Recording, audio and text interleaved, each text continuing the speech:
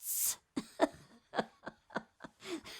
So whenever anybody looks like they're getting too close, I say, no nostril shots. Whenever you mention Channel 5 television, WBAP, to anybody who's over 40 maybe, they remember Harold Taft. He was our chief meteorologist for many years. Uh, he was the father of television meteorology. He wrote the book, and that's not just for our station or our area. It was for anybody and everybody doing television meteorology. Harold set the standards for that. He was, he was a colonel in the reserves, and so people would call him the Colonel or Colonel Taft. But I used to tease him all the time. I said, Harold, I have more seniority here than you do. I went to work 2 weeks before you started. And so we were the best of friends.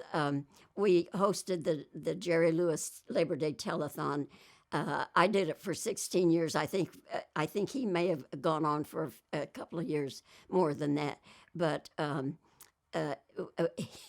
when I'd be working late at night, which was often, and I'd be in my little office, and I'd be working away on a script or something, and Harold would come and stand in the doorway. And he stood in the doorway, not because he didn't want to come in, but he had to listen for his phone down the hallway in case it rang. He would, go down and answer his phone. But he used to stand in the doorway, and he'd tell me what the suits upstairs are doing. And it was always, some ridiculous thing that the management upstairs wanted him to do or wanted to change and all. And he didn't have anybody else to confide in. So we were very tight and very dear friends. I still miss him to this day. For years, people kept saying to me, you've got to write a book, you've got to write a book. Well, when you're working 18 out of 24 hours, you don't have much time to write a book. But I'm such a squirrel, I just kept things, interviews, and a lot of what I did went into Channel 5 archives, but a lot of what I did on the press trips when we would travel LA, New York, even abroad. We went to Germany and Italy and London many times. I would keep all that stuff. And thank goodness into my life came Eric Clapp, and he was still at UT Arlington. But they said to him, they assigned him as an intern to me, and they said to him, see all that mess around Bobbie's desk? It's your job to clean that up. And so he set up a little place down in the basement where all this stuff was in boxes, and started organizing it. And he is my archivist today. They're in the process of digitizing it on YouTube. If you go to YouTube, the Bobbie Wygant archive, you will see many of the interviews that we're talking about today. And it's just wonderful. And his assistant, Mitch Winberg, is just, they're together. They're just doing a fantastic job. Worth your time and a look-see. But anyway, getting back to the book, people kept saying, you should write a book, you should write a book. So I kept journals, yearly journals. Every day it was an entry, just a couple of words maybe of what I did that day. The way I kept saying, I don't know anything about the publishing business, and I knew I should, but, I was too busy. Fortunately, the person who is the photographic editor of my book, Talking to the Stars, this is the name of the book, met up with the editor of TCU Press. And they got to talking, and next thing I knew, Christina Petoskey, my dear friend, and the photographic editor of the book, calls and says, I've got a book deal for you. They want to talk to us at TCU Press. I thought, a nice little book, ordinary book with some pictures scattered throughout. And after the first meeting, they get back to me, and suddenly we're doing a coffee table book. And we had submitted several hundred pictures, and they wanted more pictures. I said, Christina, the book is going to weigh a ton. They'll need a cart to get it out of the bookstore.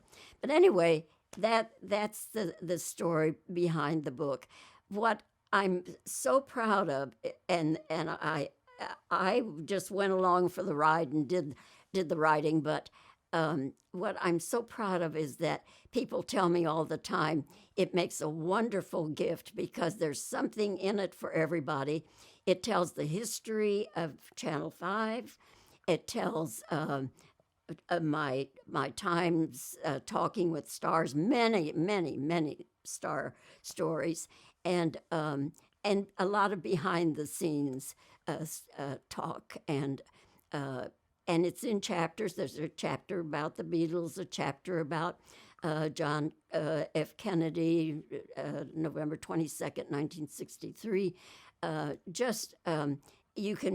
You can pick up any part of it and read it and put it down. You don't have to go cover to cover, page after page.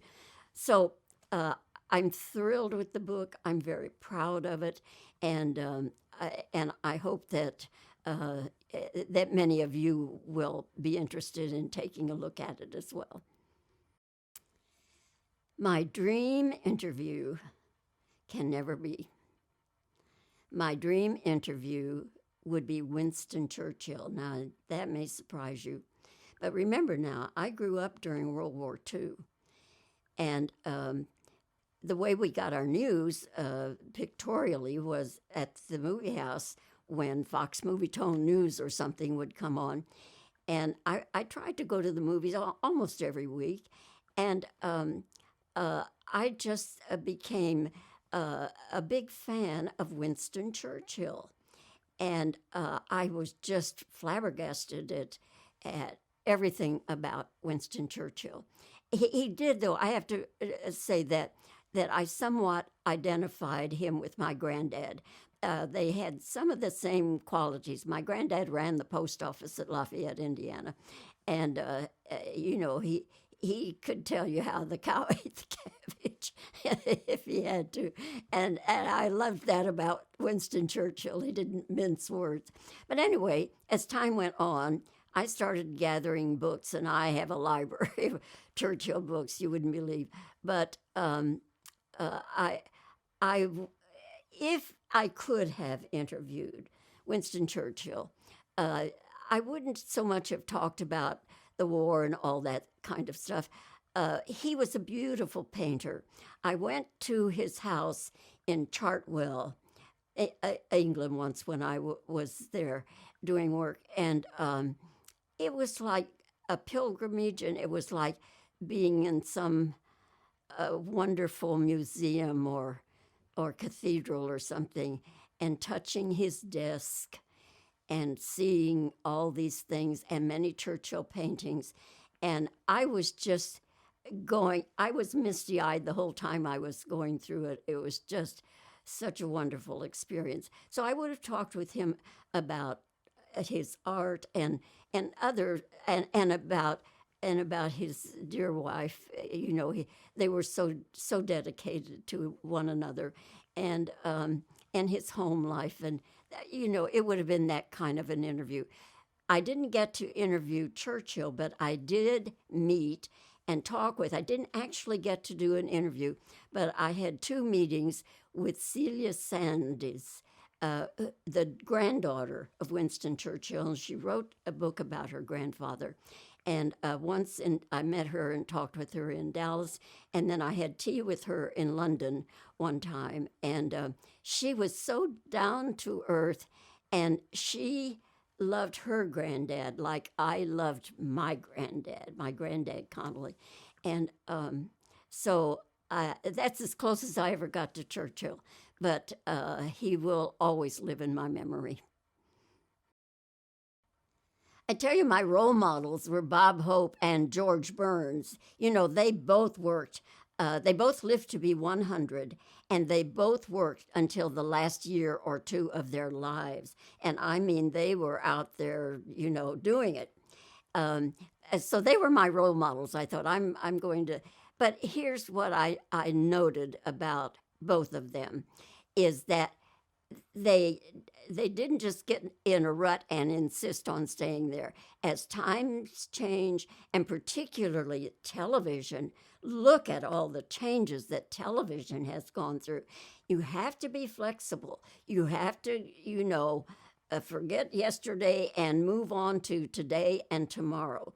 So I was always willing to do that, and and enjoyed doing it. Actually, I never got too married to what I was doing, and the new technology and the things you could do with it, exciting. I found that just wonderful.